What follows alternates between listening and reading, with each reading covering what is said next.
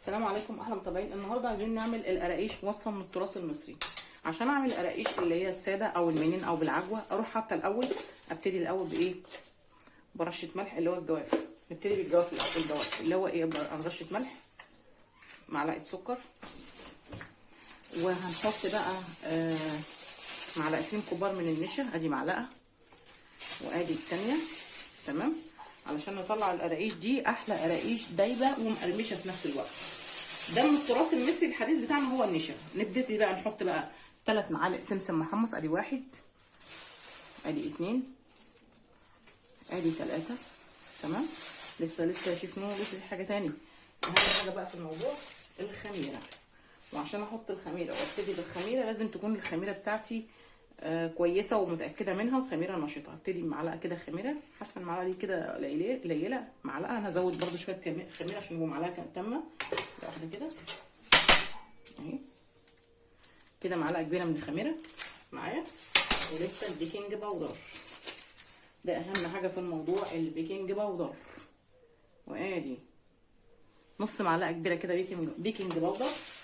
وابتدي اقلب المواد الجافه زي ما انتم شايفين كده معايا اهو. ابتدي امتزج المواد الجافه. يبقى كده حطينا ايه؟ معلقه ذره ملح، رشه ملح، معلقه سكر كبيره، معلقه خميره، نص معلقه كبيره بيكنج باودر. وبعد كده ايه؟ هخلط كل المقادير المواد الجافه مع بعضي. وعشان خاطر اعمل كيلو من القراقيش السايحه المقرمشه الدايبه، احط كده معلقه ونص من السمنه الدافيه، وما تكونش سخنه بالله عليكم علشان ما تموتش الخميره. ابتدي كده انزل ارش واحده واحده بالتدريج. ادي واحده، ودي اكتر من النص لان انا مزوده معلقه دقيق على فكره. يعني دي بالنسبه لك معلقه كوبايه مج الا ربع. تمام، وادي التاني. وهنعوز احتمال هعوز كمان كوبايه زيت. بس الاول هنخلط المواد الجافه مع بعضيها مع الماده الدهنيه ونشوف هنحتاج زيت ولا لا. كل ما هتحتاج زيت هنشوف. بس لسه كمان هنعوز. بسم الله الرحمن الرحيم. كوبايه من الزيت. يبقى عندنا كده معلقه ونص من الخميره، ومعلقه خميره. خلينا بس في المقادير الدهنيه الاول. كوبايه ونص من السمنه على كوبايه زيت. وابتدي امتزج امزج المواد مع بعضيها، الماده الدهنيه مع الماده الجافه. وابتدي اقلب كده مع بعضينا بحرص كده، بحرص عشان اجيب كل الماده دي مع بعضيه تختلط بالمواد ببعضها الدهنيه، عشان نعمل احلى منين او قراقيش او ايه زي ما بيسموها بقى.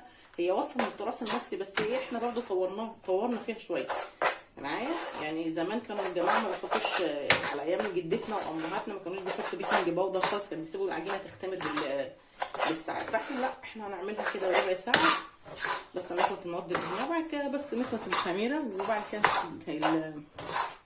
العجينه ترتاح. بس انزل كل المواد الدهنيه كده زي ما انتم شايفين، وابتدي ابس العجينه. ابتدي ابسه كده. المواد الدهنيه كتيره بس حلوه، هتبقى ان شاء الله دايبه ومقرمشه وحلوه. عايزين ناكل قراقيش دايبه وحلوه ومقرمشه. بسم الله كده. خلاص اعتبر المواد كده امتزجت. حسيت ان المواد الدهنيه كتيره، ممكن احط كمان معلقتين دقيق عادي، مفيش مشكله، ازود عادي. بس انا شايفاها كده كويس. تمام، بس خلاص كده تمام. هنحط بقى كوبايه دافيه من اللبن بس بالتدريج علشان العجينه ما تروحش معايا خالص. كده رشرش معايا وحايل العجينه كده. كوبايه من اللبن دافيه، مش عايزاها بارده اهي. تمام، وابتدي ايه؟ اخلط معايا القراقيش معايا كده بالتدريج. بسم الله، لحد ما يمتزج كوبايه اللبن مع العجين. واخلطهم مع بعض كده واوزع اللبن كده في كل مكان، واخلط كده بالماده الدهنيه مع الدقيق. هي وصفه من التراث المصري القديم عندنا بس احنا طورناها شويه، حطينا فيها شويه حاجات كده، تاتشات كده صغيره من عندنا علشان خاطر ايه؟ يعني برضو لازم التاتش بتاعنا الجديد. يعني ما كناش بيحطوا بيكنج باودر ولا حاجه، كان اهالينا بيحطوا خميره وبيصبوا على العجين لحد ما يقعد معاهم كتير، ولا كانوا حته النشا دي ولا كانوا بيحطوها ولا اي حاجه من دي. وبرده الحاجه كانت بتطلع زي الفل وتمام. بس بس كده بدأنا خلطنا اللبن مع العجينه. بسم الله ما شاء الله العجينه جميله، واضح كده ان شاء الله القراقيش هتبقى دايبه وحلوه.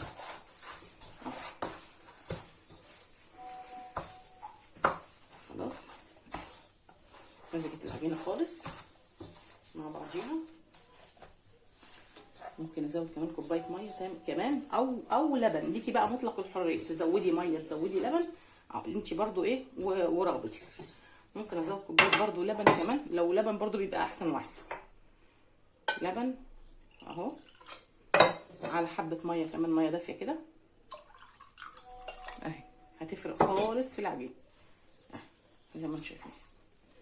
وكده دي العجينه باظت لانت مني خالص، هروح حاطه لها معلقتين دقيق وخلاص، مفيش مشكله، هتتماسك ومفيش اي مشاكل. بسم الله بسم الله بسم الله بسم الله.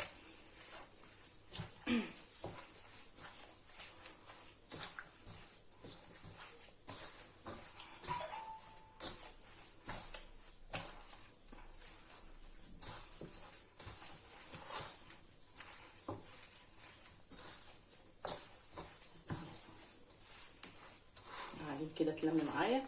وكتر العجن بينشف على فكره يا جماعه، بيطلع ماده الجلوتين اللي في الدقيق، فاحنا مش عايزين نعجن برده كتير، لان اي حاجات اللي هي القراقيش والكحك والحاجات دي مش عايزه العجن الكتير، عشان الجلوتين بينشف لما كل ما بدا بقى ادعجن بينشف مني. فالعجين كتر العجين غلط، ولا مجرد بس ان انا بلم الدقيق مع بعضيه لحد ما يمتزج بس خلاص بقت زي الفل. اغطيها بقى اهي معايا، العجينه جميله اهي زي ما انتم شايفين اهي، طريه ولينه. اسيبها بقى ربع ساعه لحد ما ترتاح، وابتدي اشكلها ونسوي احلى قراقيش معانا النهارده. هغطي العجين كده زي ما انتم شايفين كده، واقعده ربع ساعه اريحه على ما احضر بس السجان واوضب بس المطبخ، وبعد كده نبتدي نعجن القراقيش معانا. نسيت اوريكم خطوه ان انا بغطي العجين كده عشان نرتاح ربع ساعه، ربع ساعه بس مش اكتر من ربع ساعه. نغطي العجين ونشوف العجينه بعد ما ترتاح هتعمل ايه. ربع ساعه عدت بقى، وهكشف كده على العجين ونشوف ايه الدنيا الاخبار ايه.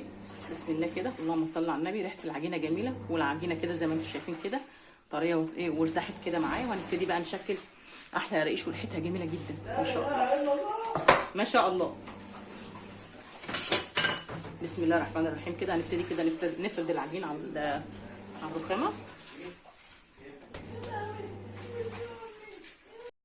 خلاص كده يا جماعه زي ما انتم شايفين كده، هبتدي ايه افرد العجين معايا. وجبت الصاج بقى زي ما انتم فاهمين كده، متعودين بقى على الحركه دي، ان احنا ندهن ايه، ندهن ماده، ندهنه ده ماده دهن علشان ما فيش اي حاجه تلزق معايا كده. ابتدي بقى اشكل القراقيش بتاعتنا عشان ناكل احلى قراقيش. جبت بقى الطرنش بتاع التورت ده كده، انا عايزه اعملها مشطره وليها شكل برده معايا كده. والعجين بقى اللي هيفيد كده الحته الزيادات دي كده معانا هنشيلها برده وهنرجع نشكلها تاني. تمام. نعمل بقى، ممكن نعمل قراقيش بورد، ممكن نعملها مطوله انا هعملها بورد كده. بسم الله ما شاء الله تمام اهي اهي اهي. ابتدي بقى ارص في الصاج بقى كده زي ما انتم شايفين، متعودين كده ندهنه وقبلها بماده دهنيه زي ما قلت لكم. حاسه دي مش مظبوطه قوي، بس انا هظبطها اهو، بس خدنا دي كده اهي. نبتدي بقى نرص في الصاج، شايفين كده اكيد لا، بس انا هجيبكم جنبكم عشان تشوفوا الرص تمام.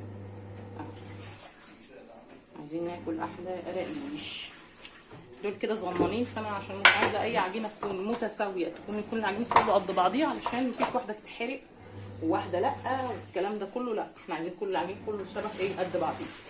هبتدي تاني افرد معايا، انا مش عايزه اطول عليكم في الفيديو عشان ما تزهقوش.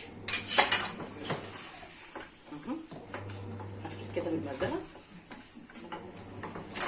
يمين وشمال معايا.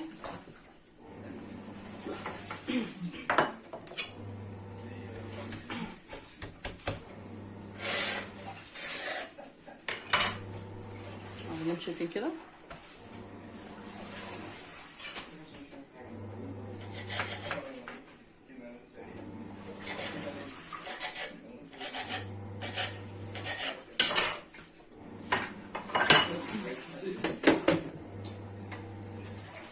هبتدي بقى ارص القراقيش زي ما انتم شايفين كده اهي. بسم الله الرحمن الرحيم زي ما انتم شايفين. اللي هلاقيها مقطعه بلاش منها، ممكن ارجعها تاني وعادي وافردها واظبطها. هفضل بقى ارص زي ما انتم شايفين بنفس التكنيك دي زي ما انتم شايفين كده. انا هحاول احس ان انتم ما شفتوش برضه، لازم اعمل برضه قدامكم واحده اهي. بس كده ان انا مش ما شفتهاش كويس، فانا عايزه اوريكم برضه طريقه الفرد وطريقه التشكيل. انا حاسه ما شفتوش. ايوه كده تمام. ابتدي كده اسلسل العجينه معايا وابتدي افردها في المنجنه انتوا شايفين كده. هجيبها يمين شمال تيجي معايا كده زي ما انتم شايفين، واقطعها بالتساوي واعملها بورد. عايزه بقى تعمليها مستقيمه تعمليها بورد، ليكي مطلق الحريه كده تمام.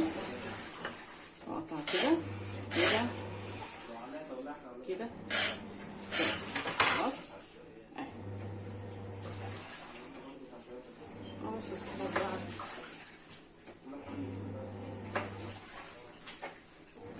افضل ارص الفساد على الوزن زي ما انتم شايفين كده. بقى انا رصيت الصاج كده وقطعته كده بطرنش الطرق او بسكينه او مفيش مشكله. التقطيع بقى اللي انت حباه، حباه بمايل حباه مستقيم، واحطه على درجه حراره 180 في الفرن وهوريكم. ده كان فيديو النهارده على القراقيش زي ما انتم شايفين كده. احلى قراقيش عملنا الحكايه كلها من كوبايه ونص من دي على كوبايه زيت. عملوا 3 كيلو قراقيش. انتوا شايفين اسعار دلوقتي من دول بتبقى اسعار خزعبليه، وحاجه جميله وبسيطه وطعمها حلو وفلافي وهشه جدا اهي، مش مستحمله. يلا السلام عليكم.